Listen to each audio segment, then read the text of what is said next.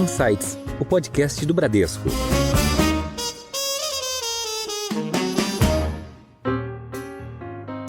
Vale lembrar, né, Ju, e eu sempre gosto de falar isso, a gente fala isso bastante na Bolsa, que embora a gente não tenha tido o boom do IPO, a gente teve muitos follow-ons no último ano.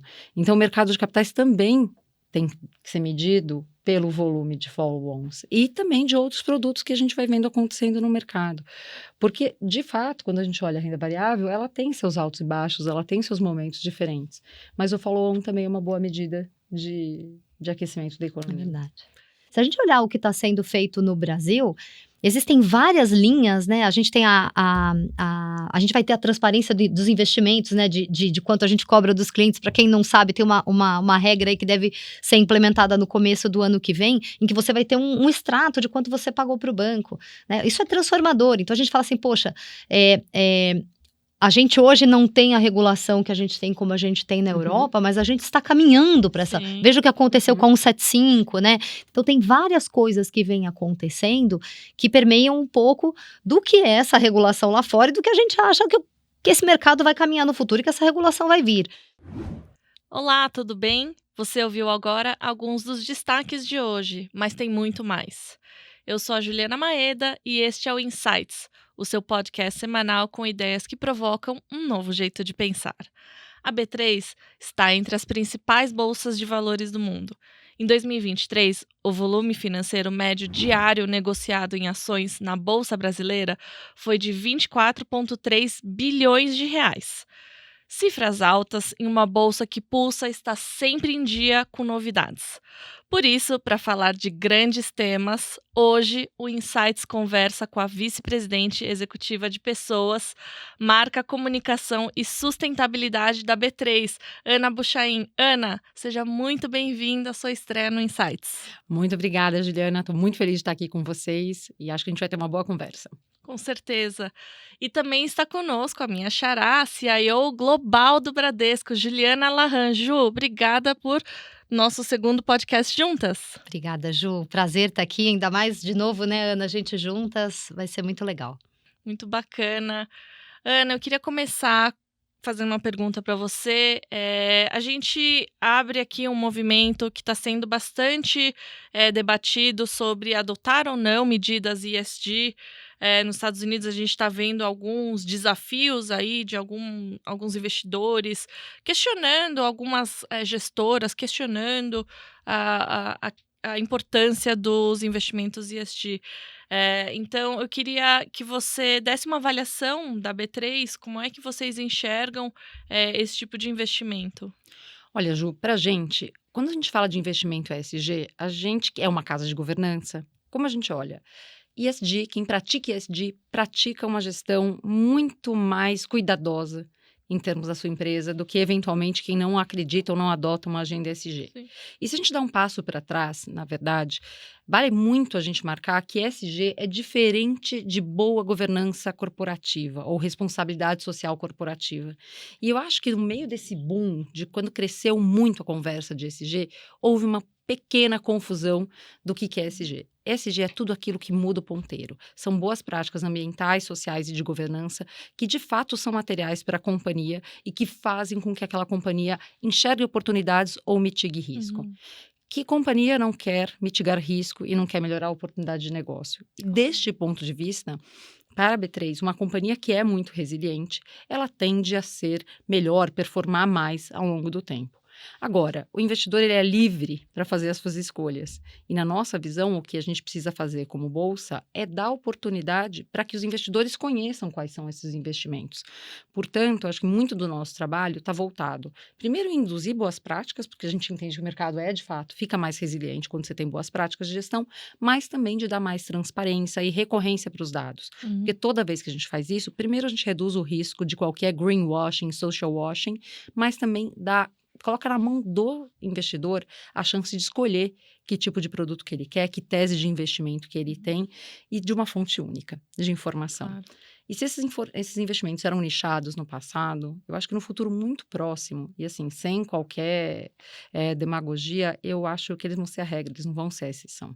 Porque uma boa gestão, uma boa governança, uma boa implicação social e ambiental, ele é simplesmente, né, ele é o tratamento das externalidades que uma companhia tem quando ela está na sociedade, do ponto de vista mais econômico. Isso entra no balanço sim ou sim. Não tem como fugir. Sim. É uma visão mais John Nash da coisa, mas eu acho que é uma visão mais profunda em relação à gestão da companhia. No futuro, se aquela companhia resolver não ter uma prática ESG, o custo de capital provavelmente vai ser mais alto. Não sei se você concorda comigo, Ju. Concordo sim, e a gente vê isso inclusive numa demanda, né, e uma mudança de regulação que a gente vai falar isso aqui um pouquinho mais para frente, mas que uma hora vai chegar aqui. Então agora é uma prática um pouco mais solta, né, um pouco mais genérica e menos implementada de fato, mas a gente vai falar uma coisa que vai chegar por aqui. E falando um pouco de tendência e falando um pouco do que a gente ouve, né, muito no mercado, fala-se muito do mercado de crédito de carbono e muito dos financiamentos verdes. Como é que você vê esse mercado lá da própria B3, né? Que acho que no Brasil isso ainda é muito modesto. Lá fora a gente vê mais solto, né? Europa um pouco mais atuante. Mas como é que você vê isso aqui para o mercado brasileiro? Olha, eu acho que a tua avaliação é correta. Quando a gente olha o mercado europeu, ele é muito mais aquecido do que o mercado americano e o mercado brasileiro ainda é incipiente. E eu acho que a gente ainda tem instrumentos financeiros que estão ganhando maturidade ao longo do tempo. Então, quando a gente olha as debêntures verdes, aqui a gente já tem um espaço um pouco maior, as CPRs verdes a gente também tem um espaço mais bacana, e a gente já tem um começo do mercado de carbono, que é a própria negociação dos CBIOs, dos créditos de descarbonização, e que é um começo para o mercado mais solidificado do mercado de carbono. Quando a gente pensa nas debêntures, a gente tem algumas emissões aqui no Brasil que foram bem-sucedidas. A gente fez a nossa fora no exterior, então a gente mesmo emitia um SLB. Nós fomos a primeira bolsa do mundo a emitir, então, uma debênture verde e, de fato, a primeira empresa brasileira só com metas sociais. As nossas 2 metas, por sinal, foi criar um índice de diversidade e inclusão, que é o iDiversa, que a gente lançou, então, ano passado, que é o primeiro que junta raça e gênero num único índice e alcançar 35% de mulheres até 2026. Hoje temos 31%. Mas isso para contar que existe demanda. A gente teve uma super demanda por esse SLB, então, no momento que a gente fez a emissão, e eu percebo que isso pode ser uma tendência nos próximos anos. Agora, o que foi o pulo do gato para a nossa emissão?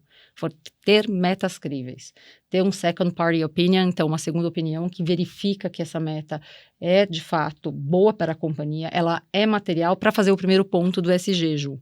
Ela precisa ser material para a companhia, ela precisa mudar alguma coisa na companhia. E, de fato, para a Bolsa, induzir o mercado na agenda SG, criar um índice é material. Sim. Para a Bolsa, ter 35% de liderança é material. Então, esse second party opinion faz a diferença no negócio. Agora, em relação ao mercado de carbono, como a gente vê, ele ainda é mais incipiente, acho que tem algumas coisas que vão ajudar a gente a acelerar o mercado de carbono. Primeiro é a definição da taxonomia brasileira. Então, o que é, de fato, o que são os papéis verdes, o que se enxerga mesmo dentro de uma metodologia brasileira apropriada à cultura local, né, e à economia local, do que se considera verde aqui no país. A partir deste momento, a gente também começa a ver maiores possibilidades para o desenvolvimento do mercado regulado de carbono, mas também do voluntário. A gente está em algumas frentes, desenvolvendo um task force para o mercado voluntário de carbono, de créditos íntegros, e a gente também está se preparando muito para a negociação. Então, a gente fez uma parceria recentemente com a ACX, que é uma grande corretora mundial de créditos de carbono, para também posicionar a Bolsa para ajudar esse fluxo e negociação desses créditos muito íntegros. E acho que uma outra coisa que a gente trabalha dentro de um repositório de informação de tudo que já foi negociado em termos de carbono, entendendo qual que é o ciclo, o preço e a aposentadoria desses créditos. Porque é assim que a gente vai ganhando um pouco mais de maturidade, vai ajudando na formação de preço e vai dando, de novo, mais transparência a esse tipo de mercado. Então, vai evoluindo, ele ainda não é super maduro, mas é uma das apostas que a gente tem para crescimento nos próximos anos.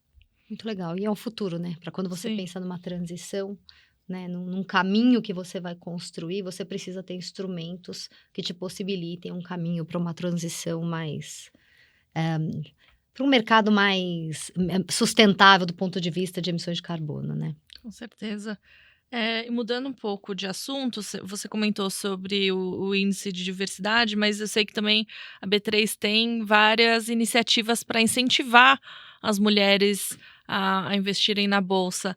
E quais são esses principais desafios? Porque, efetivamente, a quantidade de mulheres que investem na Bolsa de CPFs aumentou muito nos últimos 10 anos, né? A gente já é mais de 1,4 milhão de pessoas dos CPFs, né?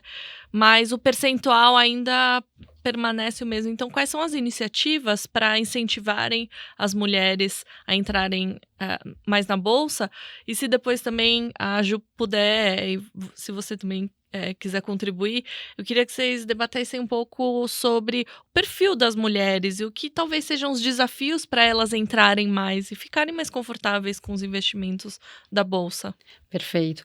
Ju, você tem toda a razão. Então, a gente, embora tenha crescido o número de pessoas físicas dentro da Bolsa, a proporção continua exatamente a mesma. Então, a gente tem perto de 25% das mulheres, na verdade, no mercado de renda variável. Direto. Se a gente olha outros segmentos, a gente tem uma performance um pouco diferente. Então, por exemplo, mulheres investidoras no Tesouro Direto são 40% da base de investidores. Então, muda um pouquinho. Mas, a verdade é que o comportamento da mulher é diferente em relação ao do homem, e a gente debate um pouco. Mas o que a gente enxerga? Que primeiro, e aí são vários estudos que mostram isso, né? Não só os da própria B3. A mulher ela tem um comportamento diferente, mas ela precisa estudar um pouco mais. É só porque ela precisa se sentir um pouco mais segura para tomar a decisão de investimento. A Ju já comentou isso uma vez, né? E tem aquela coisa, e eu acho que vale para investimento, vale para tudo, né? Aquele comportamento, até porque ela vou falar uma coisa muito pesada, ela tende a se achar menos capaz. Então, porque o mundo meio que imprime isso, né, na mulher. Então, para ela tomar uma decisão, ou para ela fazer um posicionamento, ou para ela se colocar, ela precisa ter muita certeza. Então, para ela ter muita certeza, ela se prepara muito antes, até que ela tome a decisão. Mas uma vez tomada, ela tende a ser mais resiliente. Exatamente, é isso exatamente que a gente vê, Ju. Então, para você ter ideia, vocês fazem ideia de quanto era o ticket médio há 5 anos atrás para entrada na Bolsa em renda variável? Algum chute? Não. Tá bom, perto de 5 mil reais. Tá? Eu ia chutar eu 5 também. mil reais. E hoje? Alguma ideia? Não. Não? 5.500? Nada. Para os homens, o primeiro investimento roda em R$62. E a mulher, 167. Ou seja, né, ela precisa, ainda assim, ela ainda precisa de... mais dinheiro, né? De mais dinheiro, riqueza. porque ela provavelmente tem mais convicção e é menos giro, né? Aquele negócio assim, não, eu tenho mais convicção, faço a minha alocação e tal, vou girar menos. E o homem não, deve fazer vários de 50, eventualmente, porque essa é a tendência mesmo. Quando a gente olha as estatísticas mostram que as mulheres, elas tendem a ficar mais tempo no investimento, não ter mais giro, então elas tendem a ter retornos melhores. Então, que é um comportamento que acho que tem a ver até com a própria forma de como a mulher se coloca no mundo, né? Exato. E olha que engraçado. Então, o primeiro ticket de entrada, então, 62 contra 167, denota pra gente que a mulher toma uma decisão, ela já toma mais informada e ela faz apostas maiores. E o saldo médio da mulher é 3 vezes maior que o dos homens. Olha que coisa incrível. Então, do homem gira perto de 9,8 mil reais e das mulheres 26 mil reais. Ou seja, ela entra, ela coloca a sua posição e ela segura exatamente como você falou. E aí, em questão da mulher se achar um pouco menos, isso é o viés de sugestão. Porque a gente é sugestionado o tempo inteiro que, eventualmente, a mulher não tem aptidão à matemática, que isso é muito difícil. E o mercado financeiro, né, tem uma expressão que eu escutei uma vez e eu repito com uma certa frequência. Era coisa pra gente muito rica, muito branca e muito homem, né? Não era para todo mundo. Parecia uma coisa muito distante da gente. E hoje, e acho que o trabalho dos bancos foi fundamental, do regulador foi fundamental e da gente também, para começar a tirar um pouco do financês. Então, assim como vocês, a gente também fez uma série de ações de educação. Então, a gente criou, por exemplo, o nosso hub de educação, que é o B3 Educação. Tem uma série de cursos gratuitos que vão desde como você organiza a sua finança até como você, eventualmente, investe em opções semanais. Eu adoro esse exemplo das opções semanais, porque, né, já é uma coisa mais avançada. Mas tem trilhas para as mulheres. Tem trilha para quem ainda vai começar a fazer reserva de emergência. Você consegue olhar coisas mais específicas ou mais genéricas em relação à sua gestão financeira. A gente criou alguns podcasts, então tem o B3 Convida, tem um podcast que eu sou host, que chama O Que Tem Na Sua Carteira. E por sinal, esse podcast, ele tá entre os top 3 de negócios no Spotify Brasil. E qual é a fórmula, né? Não é porque a gente que faz, não. É porque a gente fala financeiro sem frescura. A gente, não, na verdade, não fala de financeiro. A gente traduz um pouco e fala de mulher, de liberdade financeira, de empreendedorismo, de liderança. E isso aproxima as mulheres. Então, nenhuma ação sozinha é uma bala de prata para aproximar as mulheres. Mas eu acho que a soma do todo, então a facilidade como os bancos têm falado com os investidores, o que a gente tem feito, tem ajudado a trazer cada vez mais mulheres. E eu acho que a gente vai começar a ver um boom importante nos próximos anos, principalmente das novas gerações. Porque também entre essa faixa de investidor que cresceu bastante nos últimos anos, entre 18 e 24 foi a taxa que mais cresceu. E essa foi desproporcional, Ju. Então a gente tem uma entrada muito grande dos jovens que também se informam de forma diferente e precisa ser mais leve. E aí eu vou pegar um gancho com você, Ana, de como é que a B3 ela promove a inclusão, né, de mais empresas no mercado de capitais. A gente sabe que, né, tá todo mundo, poxa, quando vai vir a nova onda de IPOs, quando vai vir a nova onda de IPOs, a gente sabe, né, das questões, que isso não é uma característica só do Brasil, mas como é que ficou antes, né? Como é que vocês promovem essa inclusão e como é que vocês impactam essas companhias? Eu acho que tem 2 momentos importantes, né, das companhias. Quando a companhia está começando a se estruturar para um IPO, é o momento da gente estar perto delas. Porque quando a companhia está crescendo, ela ainda está se desenvolvendo e não tem a necessidade de uma entrada de capital, e ela não está pronta para abrir o capital, ainda fica muito difícil você entrar com questões mais estruturantes para abrir o capital. Mas quando ela já está na virada, a Bolsa tem um programa em que a gente se aproxima dessas companhias que estão, então, pré-IPO, para ajudá-las nesse processo, pré, durante e pós-IPO. Porque a vida muda muito dessas companhias uma vez que elas estão dentro da Bolsa. Vale lembrar que o critério e a governança que a gente tem para uma companhia entrar lá é bastante alto. E essa companhia, de fato, vai passar a ter sócios. É diferente de você ser o único dono, de você eventualmente ter uma governança diferente, eventualmente misturar a pessoa física com jurídica. Uma vez que você entrou na Bolsa, você tem 1000 sócios, você tem direitos e você tem deveres com eles. Então, basta ver o novo mercado há 20 anos. Então, o que a gente faz são alguns fóruns, a gente prepara, faz reuniões de CEOs, faz conversa com o RI, vai preparando para que essa virada e entrada seja a mais suave possível. Mas isso é quando ele já está muito perto. E, recentemente, a gente lançou uma plataforma de tokenização de ação, que na verdade é de um crowdfunding, né? A gente chama de tokenização, mas é um crowdfunding que a gente ajuda essas empresas que estão no comecinho da sua jornada para fazerem, então, as captações necessárias. É, na verdade, um produto que a gente oferece para, então, fundos, para que eles usem e que eles consigam viabilizar, então, os aportes e as saídas dessas outras companhias. É um outro momento, né? É um papel também de infraestrutura, a gente não é quem faz o crowdfunding, quem faz são as investidoras, mas a gente entra um pouco aqui no começo, quando essas empresas ainda estão num primeiro momento de growth, e aí, quem sabe, a gente encontra elas lá na frente, perto de um IPO. São movimentos bem interessantes. Agora, vale lembrar, né, Ju, e eu sempre gosto de falar isso, a gente fala isso bastante na Bolsa, que embora a gente não tenha tido o boom do IPO, a gente teve muitos follow-ons no último ano. Então, o mercado de capitais também tem que ser medido pelo volume de follow-ons e também de outros produtos que a gente vai vendo acontecendo no mercado. Porque, de fato, quando a gente olha a renda variável, ela tem seus altos e baixos, ela tem seus momentos diferentes. Mas o follow-on também é uma boa medida de aquecimento da economia. É verdade.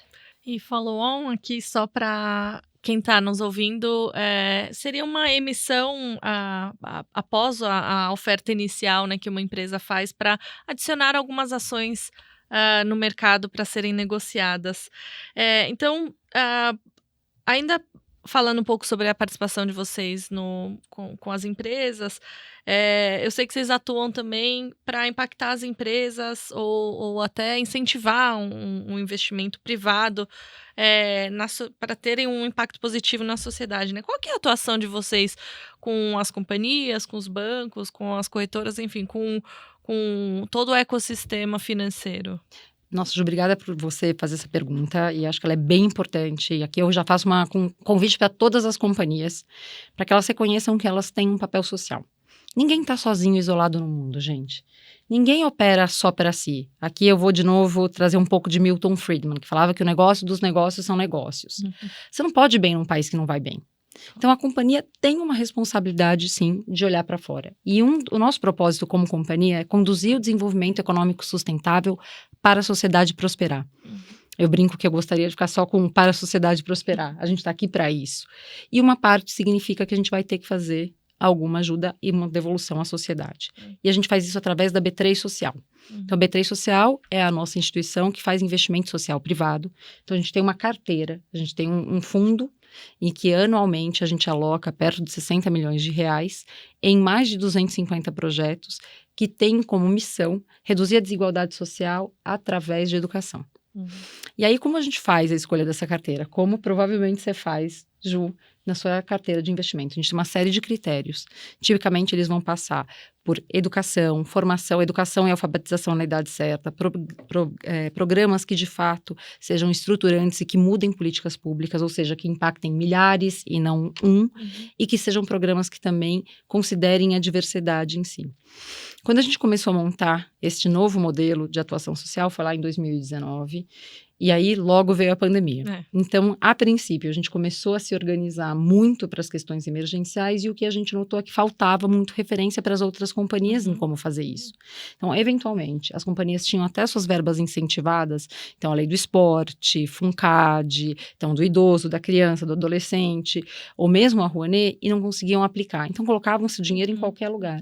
E a gente começou a ajudá-las e ver que existia, que era possível organizar, propor uma governança diferente, uma avaliação muito criteriosa, e a gente rapidamente virou referência em investimento social privado. E a gente falou, bom, a gente não precisa fazer só para a gente pode chamar as outras companhias e elas podem se juntar a gente, colocando ou suas verbas incentivadas ou suas verbas diretas naqueles projetos. Então, a gente tem uma teoria da mudança, que de novo é essa, que a gente reduz desigualdade social através de educação.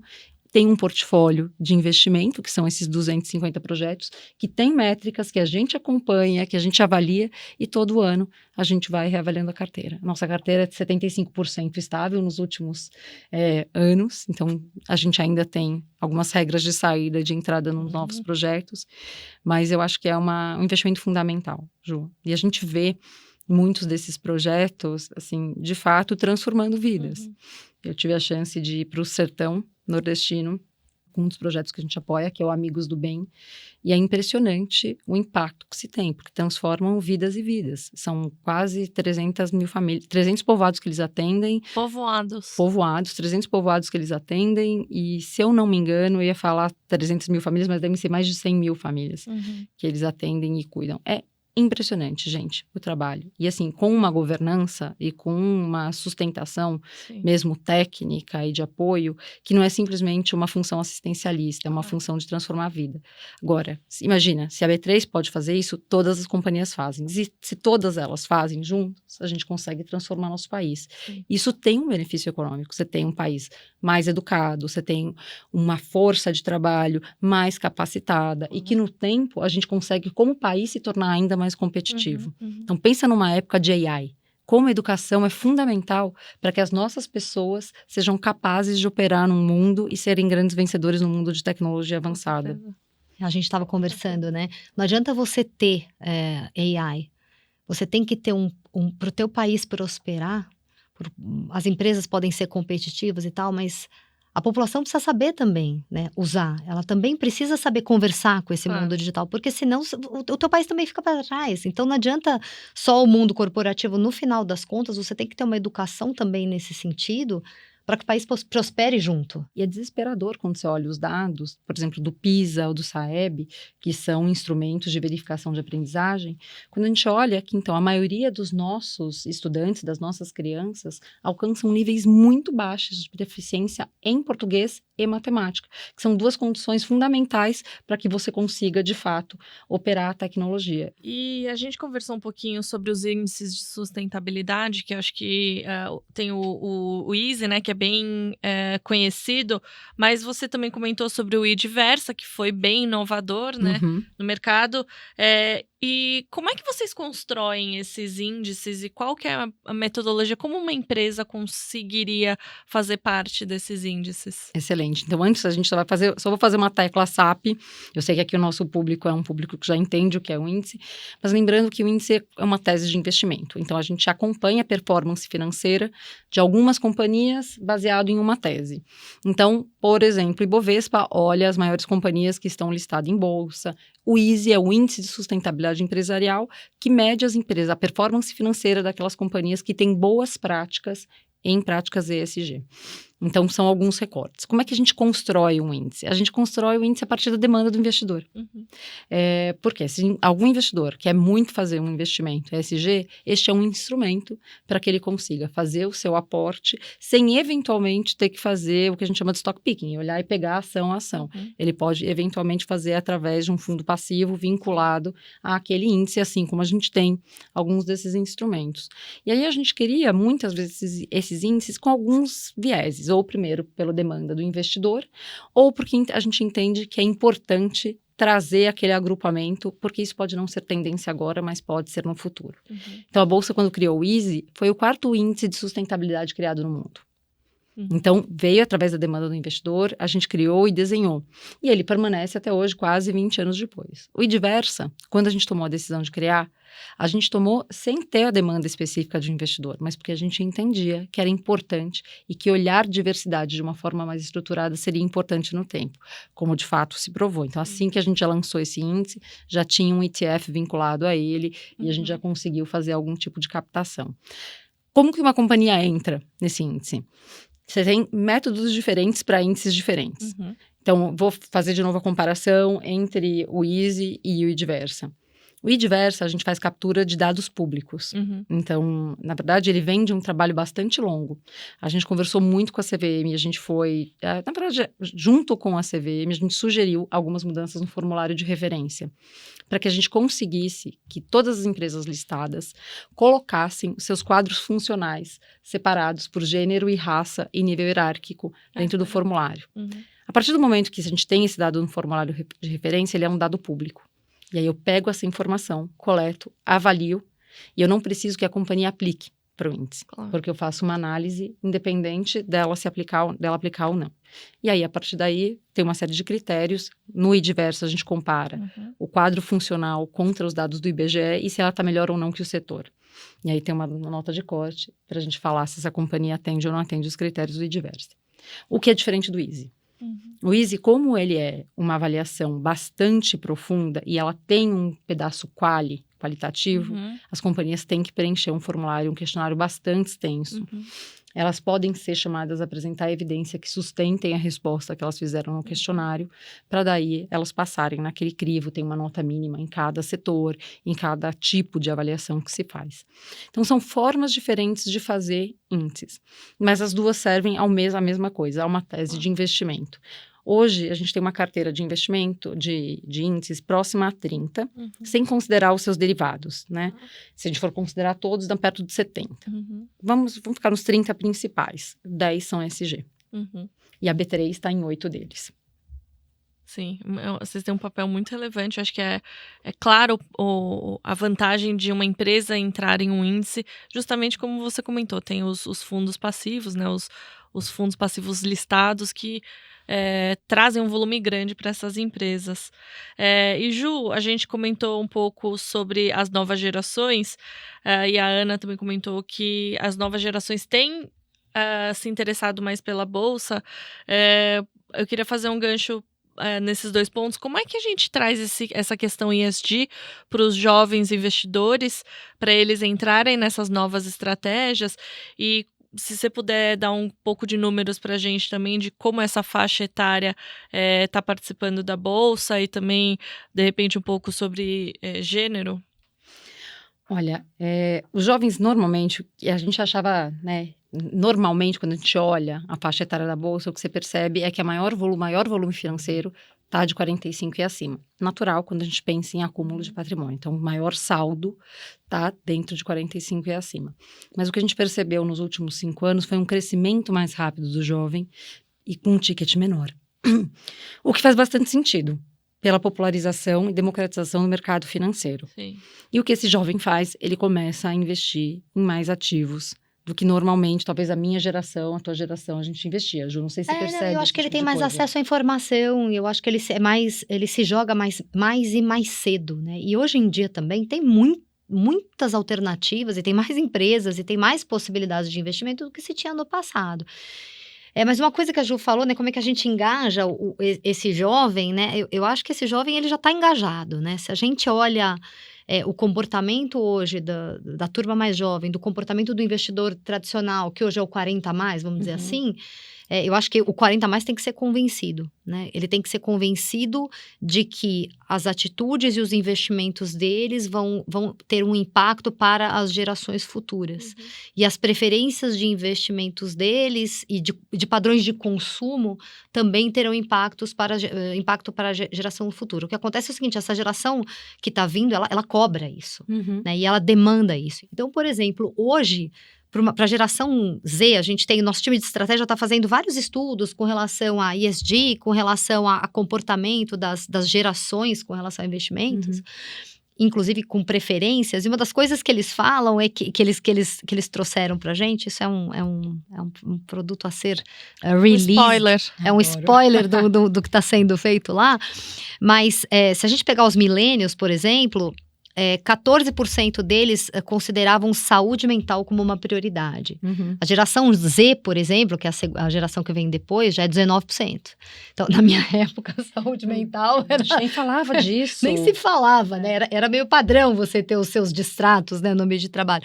Mas olhando um pouco para a gente pensando para o universo de investimentos e para o futuro dos investimentos das companhias, 80% da geração Z pararia de consumir produtos de empresas que têm cunhos preconceituosos. Isso para mim é poderosíssimo, é um número 80%. 80%, né? 73% pagaria 10% a mais por produtos considerados sustentáveis. Então, o que eu quero dizer com Olha isso? que bacana. Se a gente olhar a geração de 50 anos, eu acho que a gente tem lá, mas é um padrão completamente diferente do que a gente vê para o futuro. E hoje, quando a gente olha os investimentos, e a população que investe mais é a população 40 a mais, essa população 40 a mais, ela vai crescer, ela vai dar espaço para essa geração que está vindo. Então, a gente tem que se preparar, sim, para essa geração. Claro. Então, não adianta essa pessoa falar assim, não, mas hoje, olha, o meu investidor não... Eu ouço muito isso, putz, não adianta você trazer um investimento sustentável porque o investidor não dá valor a isso, ou ele não está preocupado com isso. Mas fato é que ele tem que estar, porque... ele tem que se preparar para essa próxima geração para ter perenidade no negócio dele. Exato. Então, eu acho que são essas as questões até de como é que eu acho que a gente tem essa geração que hoje é a maior geração investidora, ela precisa se convencer de que ela precisa preparar o caminho para a geração futura e de investimentos para a geração futura, para que os negócios, inclusive os seus próprios negócios, sejam sustentáveis no longo prazo. Claro. Aí você fala assim, putz, mas como é que a gente faz isso, né? Não tem um cavalo de pau, não dá para fazer isso de uma forma grosseira, mas tem uma questão regulatória que é importante. Acho que tem muitas frentes nessa linha, mas acho que a gente está ainda atrasado, mas eu acho que é um vetor, não sei, a gente pode falar isso aqui um pouquinho mais para frente, mas acho que vai ser um vetor muito importante para que, de fato, a gente se enquadre nesse caminho. E você sabe que a gente, falando um pouco desses estudos e um pouco de como os jovens investem, a gente também fez uma pesquisa com o Instituto Locomotiva sobre diversidade. 60% delas falam que isso mudaria a decisão delas em relação à aplicação para uma vaga. Então, não só na hora de investir, mas também onde esse talento vai trabalhar, por que ele vai trabalhar. A diversidade e a sua pauta ESG importa bastante.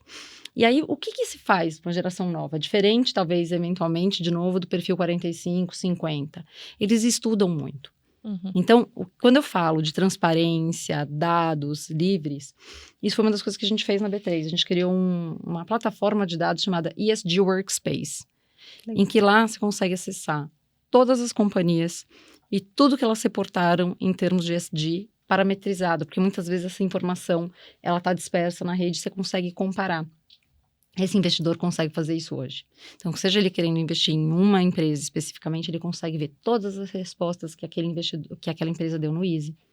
Todos os dados que são públicos, que a gente coleta com AI e que estão lá, ou que aquela companhia foi lá e tomou a decisão de justificar e mudar, mas isso dá transparência e maior capacidade de decisão para esse investidor, que é muito diferente, de novo, daquele investidor lá de trás. Então, as companhias vão se preparar sim ou sim. Seja para atrair talento, seja para conseguir vender seus produtos, seja para conseguir acionistas, e vão ter que reportar. Então, nesse sentido, Ju, você tem toda a razão, a regulação ajuda muito. Porque, por exemplo, eu estava falando do IDiversa, a gente consegue o dado de diversa por uma mudança de regulação. Nossa. A gente tem agora toda a mudança, então, das DREs, também, a CVM acabou de aprovar, porque a gente deve agora incluir dados de sustentabilidade, dados financeiros dentro das demonstrações de resultados das companhias. Isso é muito importante, né? Porque uma das coisas que a gente ouve muito, uma das coisas... A gente aqui conversa muito com vários gestores, a gente olha vários projetos, desde questão de sustentabilidade, várias coisas. Mas uma das dificuldades que a gente tem quando a gente vai analisar o investimento é olhar e falar assim... Como é que eu presto conta para o meu cliente? Porque a gente aqui é neurótico por prestar conta, não adianta. Se eu entro num investimento, eu tenho que entender por que eu entrei, eu tenho que entender como ele está se comportando e por que ele está se comportando, e eu tenho que prestar conta de uma certa frequência para o cliente. Então, se eu viro e falo que ele é um investimento ESG, seja ele dentro de qual das caixinhas seja, eu preciso comprovar aquilo. E eu acho que pelo que você está me contando, a gente fica muito feliz, porque é um caminho, são passos em direção à transparência, né? Para o investidor, ele conseguir visualizar de fato, porque às vezes, esse é um dos critérios de avaliação. Então, sei lá, eu estou escolhendo um setor, vou escolher a empresa que tenha uma pegada mais, ou que uma pontuação, ESG maior, dentro daquele setor, mas talvez ela não seja a minha preferência por investimento, mas talvez ela se torne, porque ela tem essa questão de ESG e eu acredito que ela vai ter mais perenidade por conta daqueles aspectos que estão lá. Então, essa questão da transparência, ela é muito importante. Então, você comentou do formulário de referência e agora das DREs. Então, é muito legal, acho que fica a dica aí para os investidores, né? Que eu acho que são ferramentas que vocês têm trazido que são muito importantes nesse sentido. Com certeza. Ju, se você puder comentar também, eu queria que você comentasse como é que esses aspectos ESG, e também a gente tem uma atuação do banco em Luxemburgo, que é bem importante essa questão do ESG, se puder dar um pouco mais de detalhe, e depois como é que é a governança também, que é outra letra muito importante do ESG, né? Como é que é a governança e se você puder também comentar um pouquinho sobre as atuações do Bradesco via a fundação, a nossa pegada ESG também. Eu acho legal essa pergunta, Ju, porque hoje é um processo que a gente se orgulha muito, né?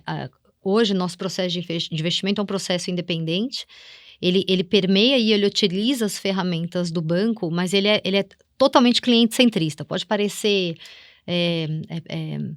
meio piegas falar isso e tal, mas convido a visitarem a nossa cozinha, que vocês vão ver que a gente consegue comprovadamente mostrar que a gente tem um processo de governança extremamente robusto no nosso processo de investimento.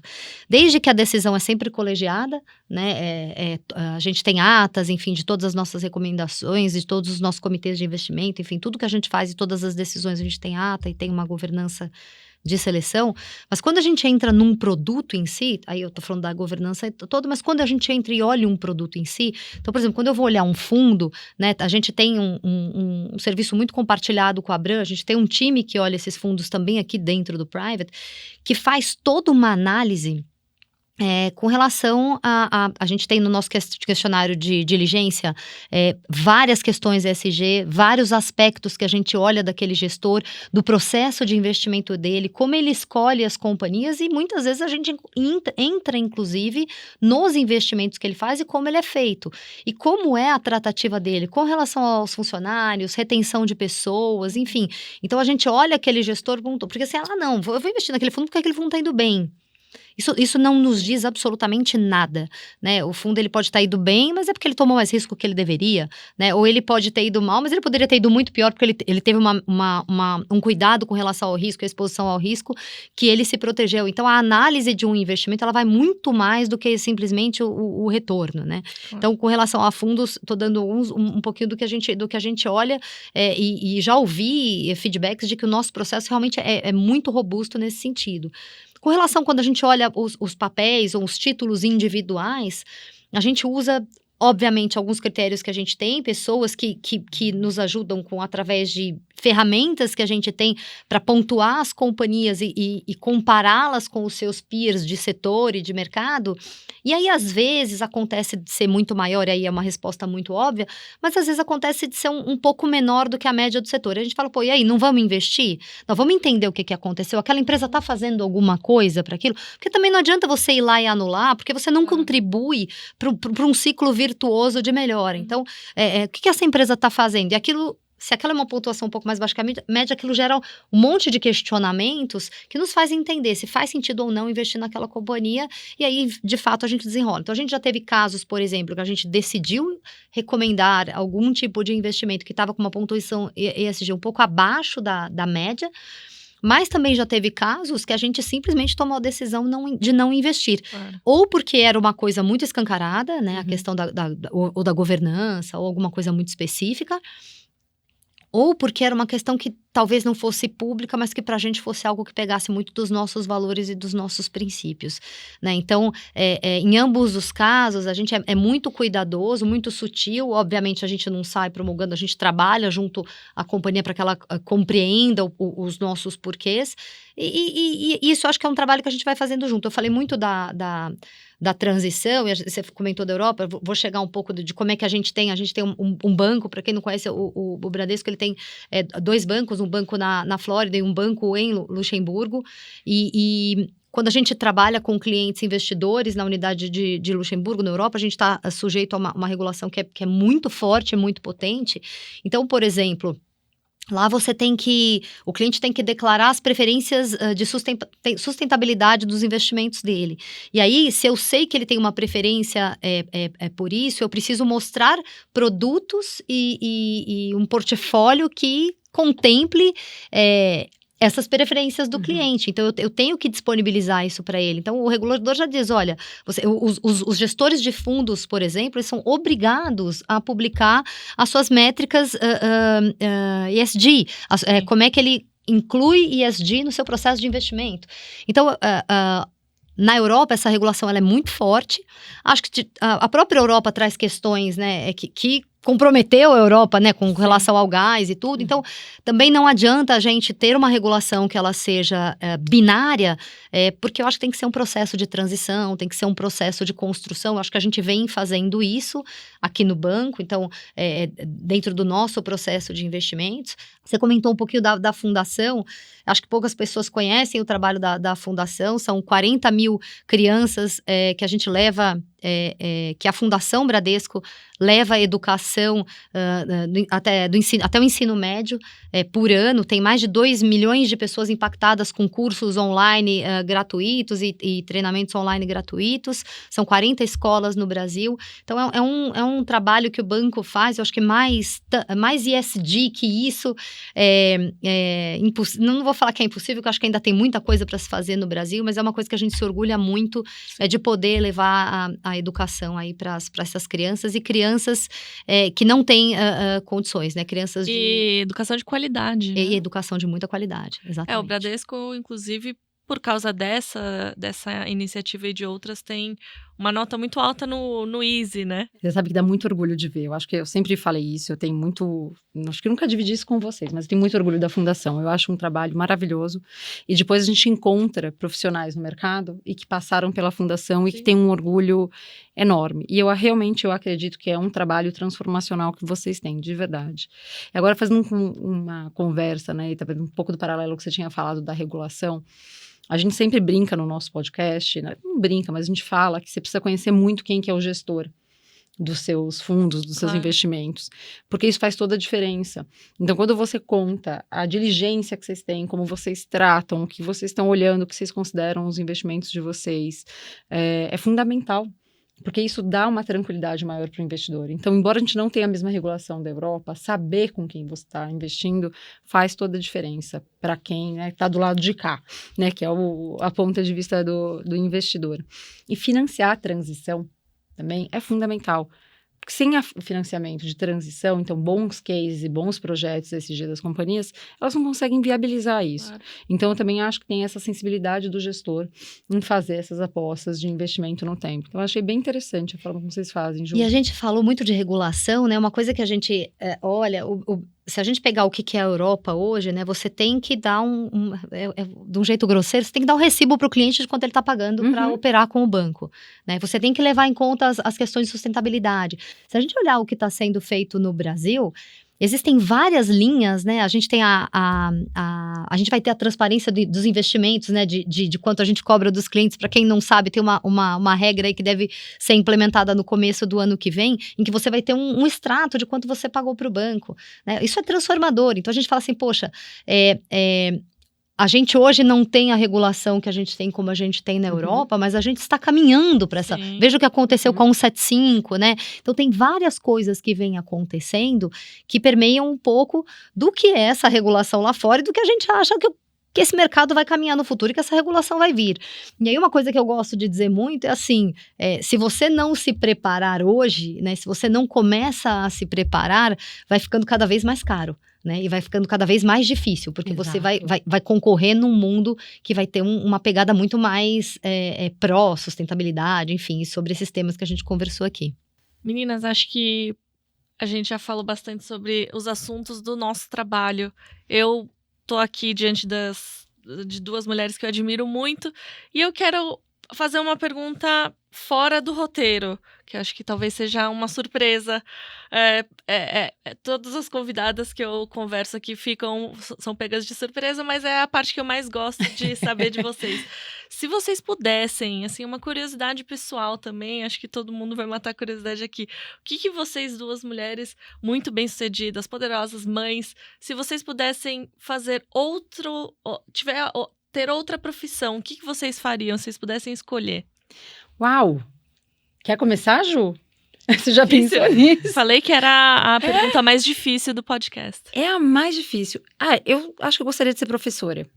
De verdade. Eu adoro, eu não sei, bom, eu tenho pais professores e eu tenho sempre essa coisa na cabeça de que quando você tá numa sala de aula, você consegue aprender, você consegue ensinar, você consegue criar um contraditório e você consegue sair de lá muito melhor do que você entrou. E meus pais, como fizeram isso há muito tempo, sempre saíam rejuvenescidos. Então, acho que se eu não tivesse minha carreira, eu acho que seria professora. Legal. Ju? Eu tenho duas. Eu já pensei muito nisso, né? Não, mas uma delas que eu tenho uma paixão é engenharia genética. Nossa, menina, eu também. quando eu era mais jovem. Eu acho incrível a forma com que você descobre curas.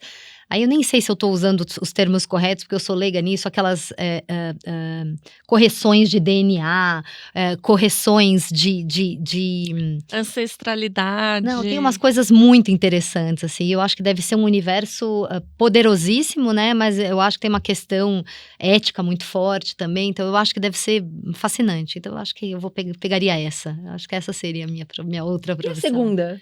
A segunda é psicologia. Entender a mente humana. Acho que seria essa. Muito boa. Muito bom. Obrigada, meninas, por matarem a minha curiosidade. Eu adoro fazer essa pergunta.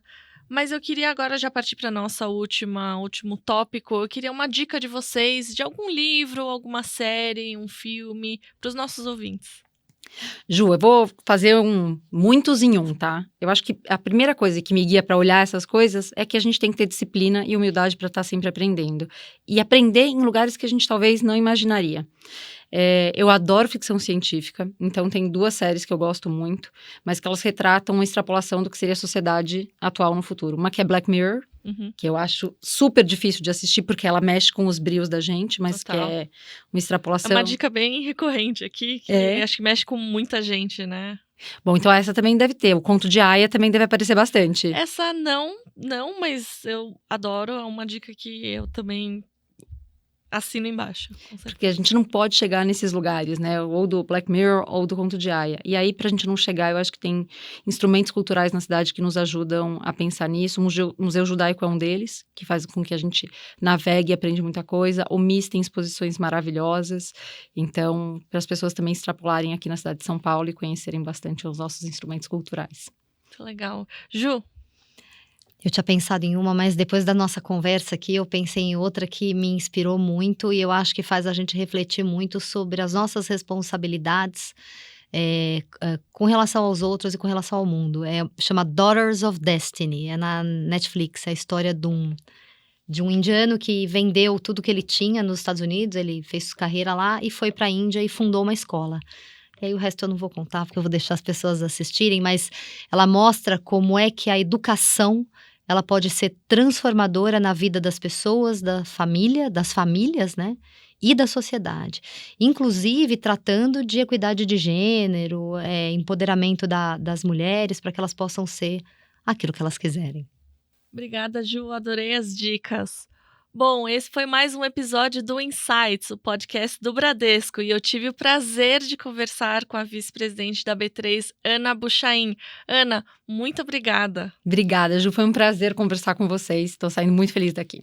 E eu também quero agradecer a Juliana Larran, CIO Global do Bradesco. Ju, muito obrigada. Adorei gravar esse episódio novamente com você.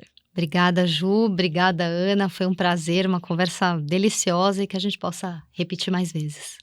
E você que nos acompanha já sabe, o Insights está nas principais plataformas de áudio, no YouTube e no Instagram, no perfil podcast.insights. Siga a gente e fique por dentro das gravações, dos bastidores e muito mais. Até, tchau!